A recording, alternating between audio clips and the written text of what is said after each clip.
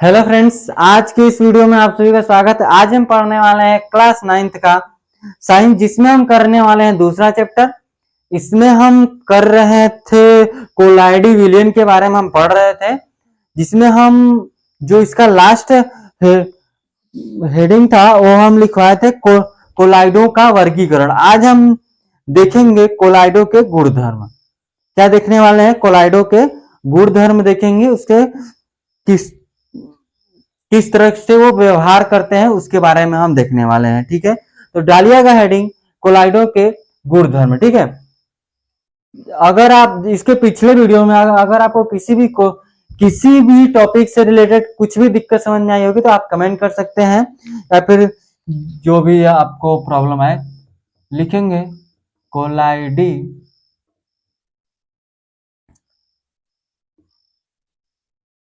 Collide के गुण धर्म, कोलाइड के गुणधर्म हम देखने वाले हैं, या कोलाइड। ठीक है, कोलाइड के गुणधर्म। तो इसके गुणधर्म के बारे में बात कर सकते हैं। तो कि गुणधर्म क्या होता है, बेसिक सी बात करें तो उसके लक्षण क्या होते हैं, व्यवहार कैसे करते हैं, उनके बारे में लिखते हैं। ठीक है, किस तरह के होते हैं। तो पहला जो है उसको लिखेंगे, कोलाइडी एक समांगी दिखाई देता है, समांगी मिश्रण है। या फिर हम लिख सकते हैं, पहला लिखेंगे कोलाइड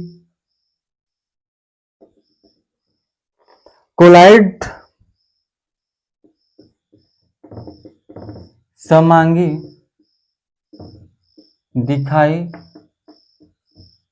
देता है,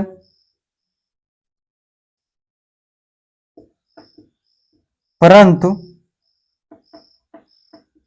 वास्तव में यह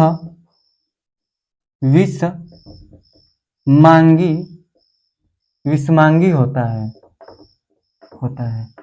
दिखने में तो कोलाइड जो है वो समांगी होता है, लेकिन वास्तव में कैसा होता है? यह विषमांगी मिश्रण होता है। कैसा मिश्रण होता है? यह विषमांगी मिश्रण होता है। अगर हम दूसरा बात करते हैं तो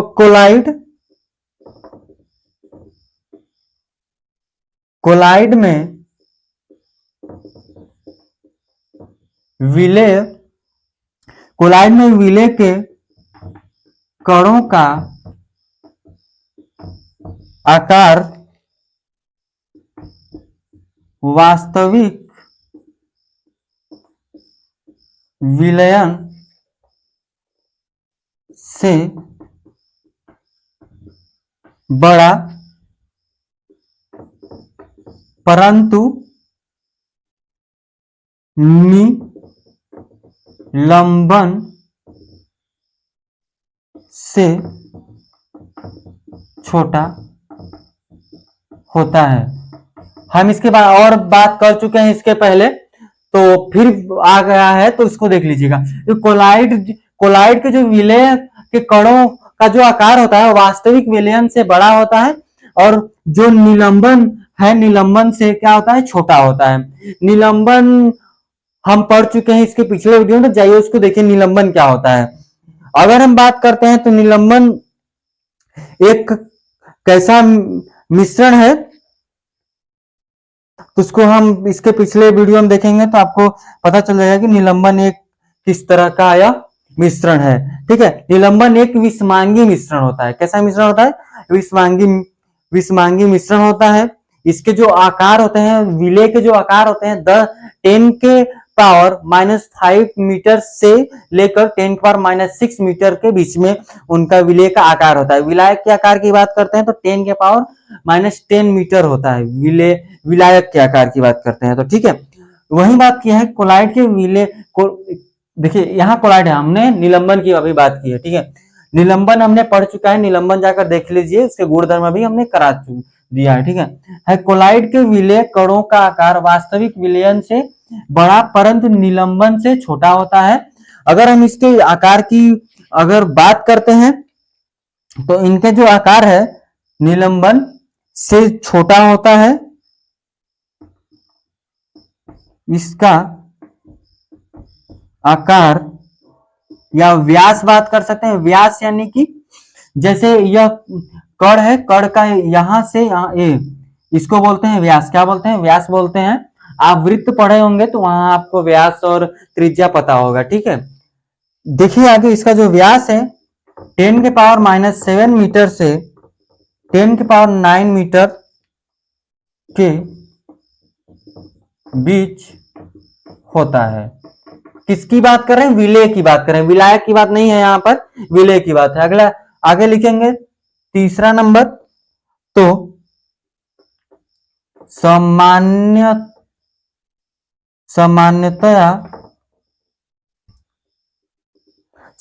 जो कोलाइड होते हैं, कोलाइड सामान्यतः कोलाइड के कण सूक्ष्म कैसे होता है? देखिए सामान्यतः जो कोलाइड के कण होते हैं वो सूक्ष्म दर्शी होते हैं। क्या होते हैं?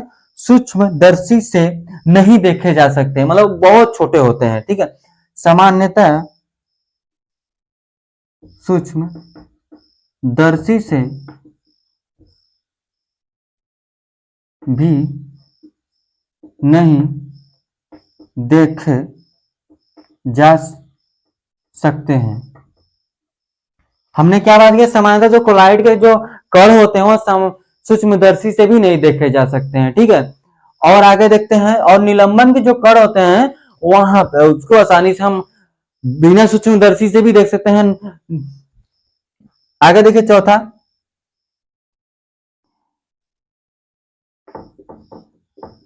कोलाइड पर्याप्त अस्थाई होते हैं। कुछ समय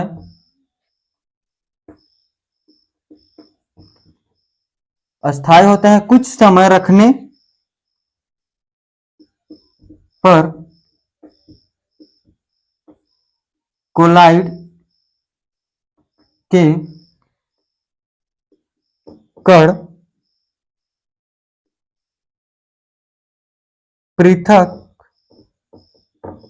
नहीं होते हैं, ठीक है। कोलाइड जो पर्याप्त स्थायी होते हैं, कुछ समय रखने पर कोलाइड के कण पृथक नहीं होते हैं। जैसे हमने निलंबन में पढ़ा था कि जो उसके कण होते हैं कुछ समय रखने के बाद उसके जो विलेय के जो कण होते हैं वो नीचे क्या होते हैं? मतलब जमने लगते हैं, ठीक है। जैसे कि अगर मिट्टी है, हमने वहां पर कीचड़ की बात की थी, मिट्टी पानी में, ठीक है। वहां पे क्या होगा? जो मिट्टी होगा धीरे धीरे नीचे यहाँ पे आकर इकट्ठा होने लगा और पानी ऊपर थोड़ा साफ दिखने लगेगा, ठीक है। वो तो निलंबन था। यहां पर हम बात करें कोलाइड विलयन की, ठीक है। देखिए पांचवा नंबर है कि जो कोलाइड के कण हैं, कोलाइड के कण फिल्टर पेपर से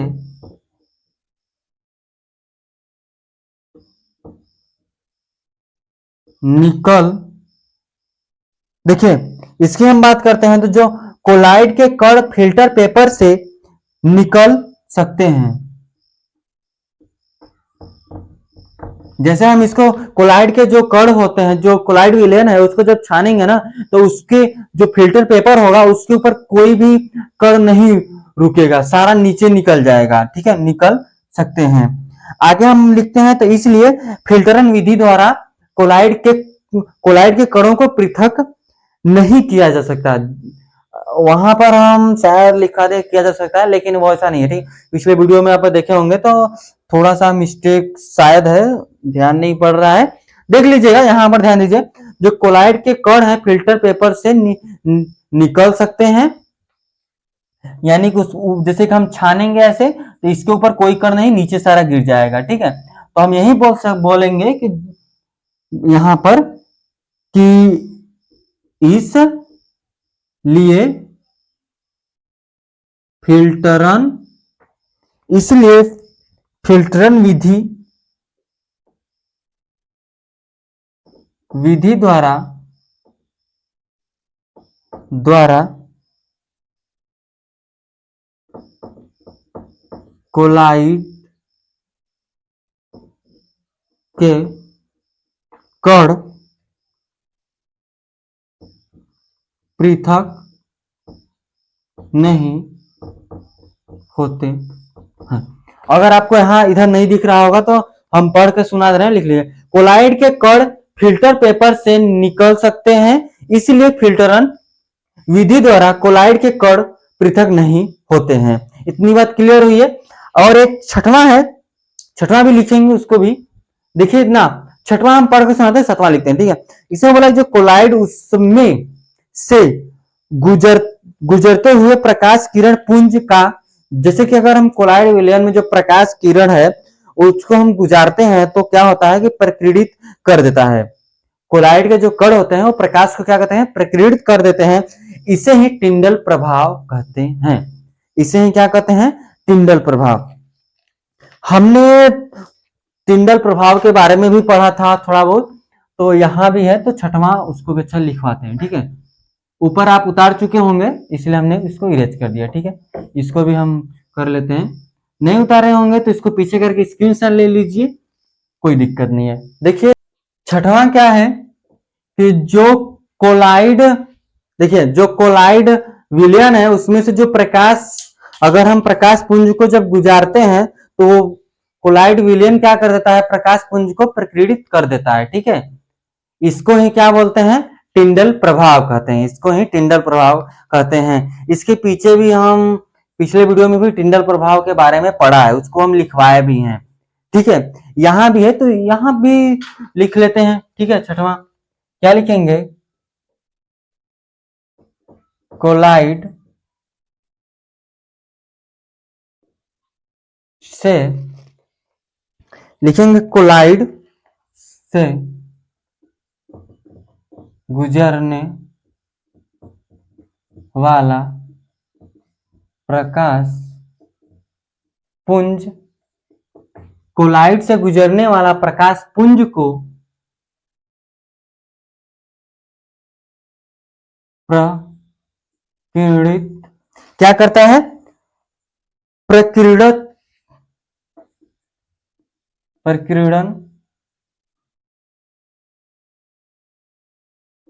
कर देता है। उसे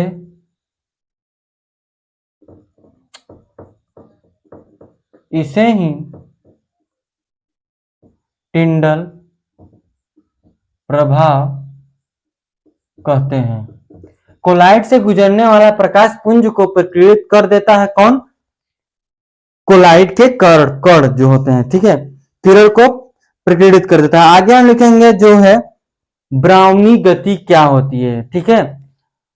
इसकी सातवां जो है पॉइंट उसी में है आपका ब्राउनी गति। ब्राउनी गति क्या होती है उसके बारे में हम देखेंगे।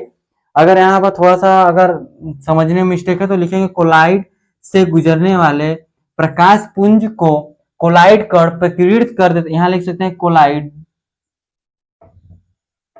कोलाइडी कण प्रकीर्णित कर देते हैं, इसे ही टिंडल प्रभाव कहते हैं। इतना आप लिख दीजिए, ठीक है। सातवां देखिए जो कोलाइड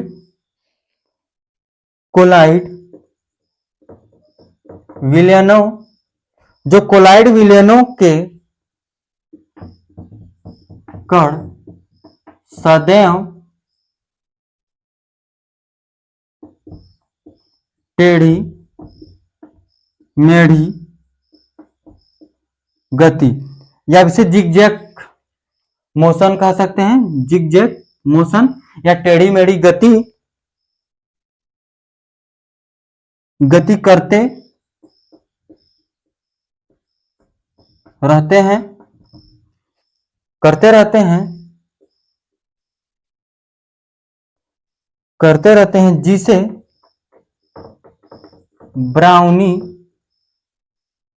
जिसे ब्राउनी गति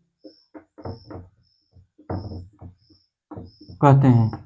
ये ध्यान दीजिएगा, ये ब्राउनी गति है, ये आपसे पूछ लेता है पेपर में, ठीक है, कि ब्राउनी गति किसे कहते हैं, तो आप लिखेंगे कोलाइडी विलयन में विलयन के कण क्या होते हैं कि सदैव टेढ़ी मेढ़ी गति करते हैं या जिगजैग मोशन करते हैं, जिसे उसे क्या कहते हैं, ब्राउनी गति कहते हैं। ऐसा आपसे क्वेश्चन पूछता है कि ब्राउनी गति क्या होती है, तो आप लिख सकते हैं। ठीक है, आगे है अगला जो पॉइंट है वो है ब्राउनी गति। अगला जो हेडिंग है वो है ब्राउनी गति। तो इतना आप उतार ले चुके होंगे तो इसको हम इरेज कर लेते हैं। ठीक है, नहीं तो आप स्क्रीनशॉट ले लीजिए, फिर उसके बाद आगे बढ़ेंगे। ठीक है, ऊपर वाले को नहीं इरेज करेंगे, अगला हेडिंग डालेंगे इसके नीचे ही। ठीक है, हमने अभी ब्राउनी गति के बारे में बताया कि जो कोलाइडी विलयन है उसके जो कण होते हैं क्या होते हैं, टेढ़ी मेढ़ी गति करते हैं, उसी गति को क्या बोलते हैं, ब्राउनी गति बोलते हैं। तो क्या लिखेंगे कि किसी तरल पदार्थ की, पदार्थ में या की लिखते हैं। ठीक है, क्या लिखेंगे, किसी तरल पदार्थ में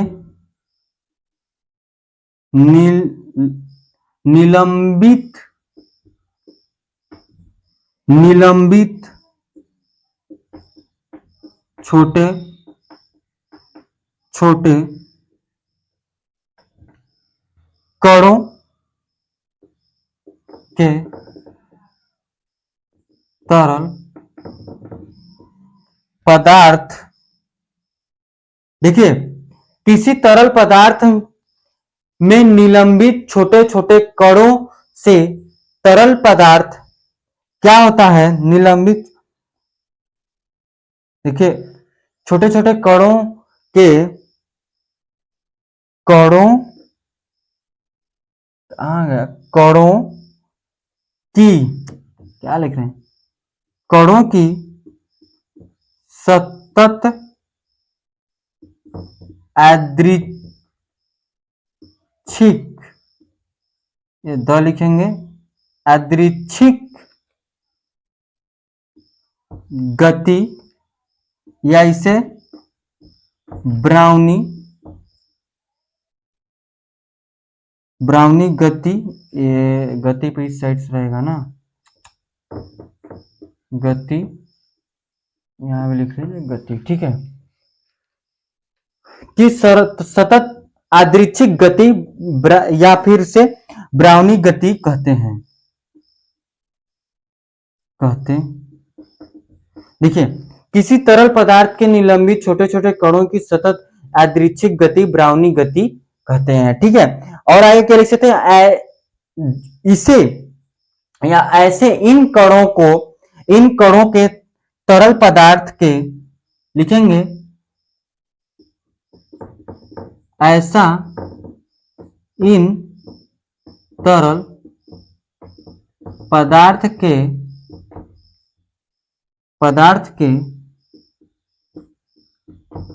अणुओं से लगातार,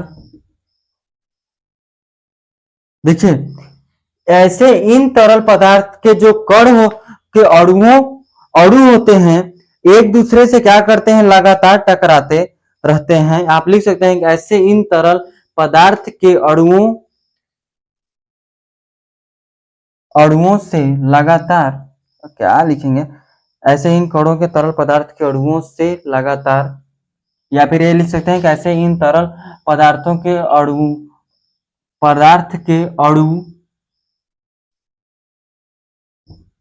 अणु एक दूसरे से टकराते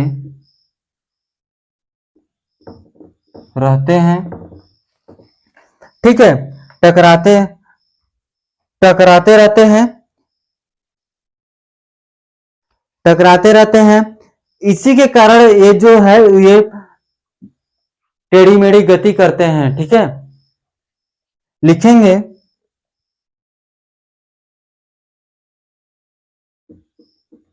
इसी कारण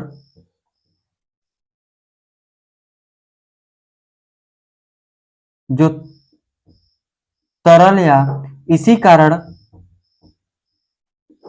विलयन के कण, जो विलयन के कण है वह ब्राउनी गति करते, और हम लिख सकते हैं इसी परिघटना, क्या लिखा, परिघट, देखिए इसी, ये जो है ना, इसी परिघटना को सर्वप्रथम ब्रिटिश ब्रिटिश वनस्पति शास्त्री थे जो आर ब्राउनी नाम था, ब्राउनी ने परागकणों का अध्ययन करते हुए प्रेक्षित किया। इस प्रभाव को किसी गैस से निलंबित धुएं के कणों में भी देखा जा सकता है। एक कौन देखे थे? एक ब्रिटिश वनस्पति शास्त्री थे जिन्होंने यह ब्राउनी जो गति है इसके बारे में देखा। कहां पर? फूलों में परागकणों के बीच में, ठीक है। तो उन्होंने यह भी देखा कि, ये भी देखा गया कि जो गैस होते हैं, गैस के कणों के बीच में ऐसी गति होती है, ठीक है, ये बात है। उनका नाम आर ब्राउनी था, इसीलिए उनके नाम पर ही इसको रख दिया गया ब्राउनी गति, और इसको टेढ़ी मेढ़ी गति भी बोल सकते हैं। क्या लिखा है? हाँ, टेढ़ी मेढ़ी गति, या फिर इसको जिगजैग मोशन भी कहते हैं, ठीक है। तो आपसे ही पूछ सकता है, पेपर में पूछ लेता है कि एक किसके कारण होता है, कैसे होता है, एकदम आसानी से, ठीक है। अगला जो हेडिंग होगा आपका वो होगा भौतिक और रासायनिक परिवर्तन। भौतिक और रासायनिक परिवर्तन है, उसके बारे में देखेंगे। तो इसको हम इरेज करेंगे, आप इतना स्क्रीनशॉट लीजिए, ऊपर आप लिख चुके होंगे, नीचे नहीं लिखे होंगे तो आप लिखते रहिए, ठीक है। इसको इरेज करते हैं।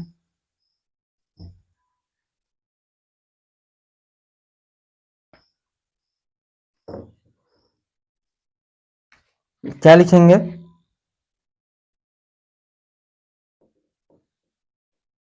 भौतिक तथा रासायनिक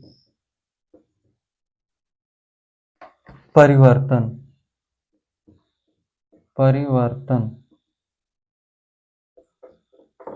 भौतिक और जो तथा रासायनिक परिवर्तन क्या है इसके बारे में हम देखेंगे। तो भौतिक परिवर्तन यानी कि इसको बोलेंगे फिजिकल चेंज। फिजिकल चेंज तो ये परिवर्तन जिनमें कोई नए पदार्थ नहीं बनते हैं, ठीक है। अगर हम भौतिक परिवर्तन की बात करते हैं, देखिए अगर हम भौतिक परिवर्तन की बात करते हैं तो वे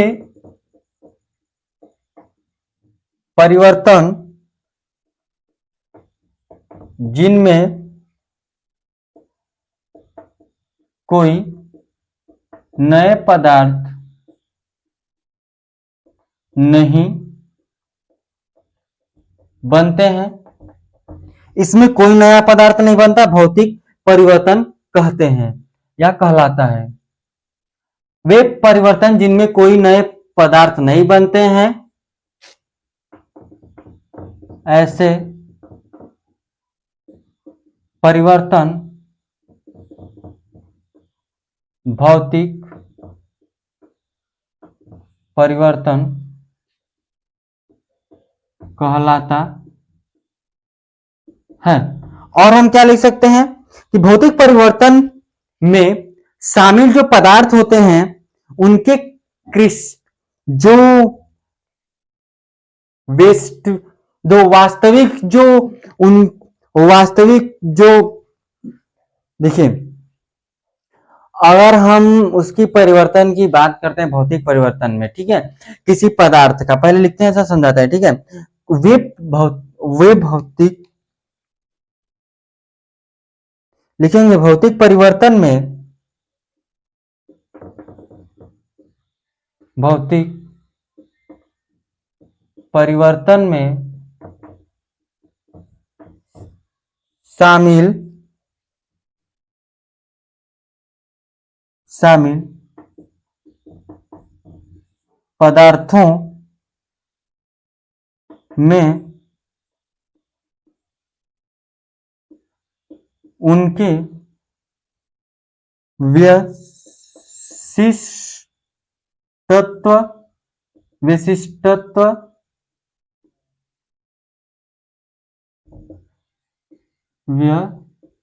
विशिष्टत्व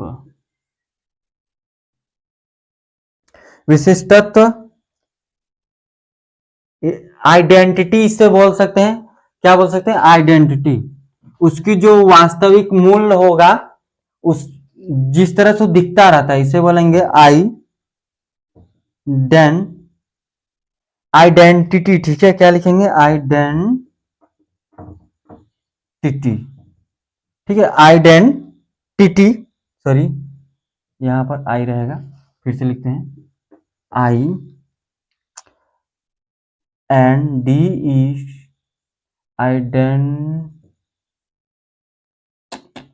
मीनिंग मिस्टेक हो रहा है।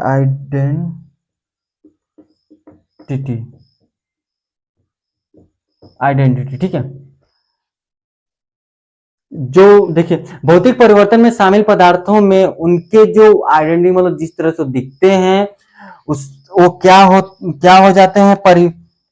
परिवर्तित नहीं होते, में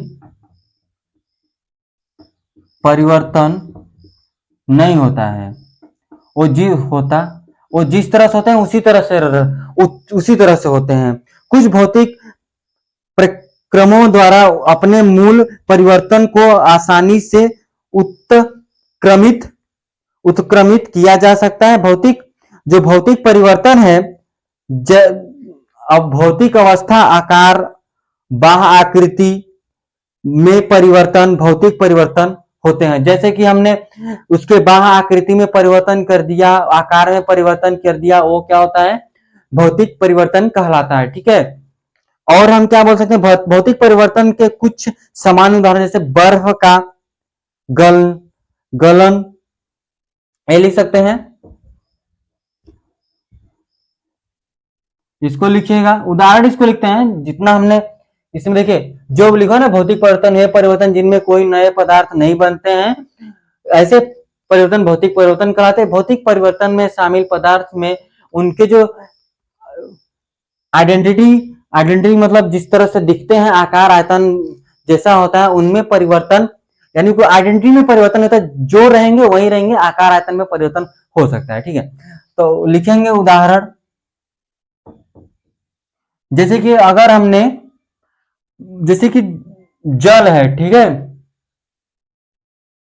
उसको अगर हमने क्या बदल दिया, देखिए अच्छा उदाहरण, उससे हम समझते हैं। उदाहरण लिखते हैं, देखिए लिखेंगे कि बर्फ का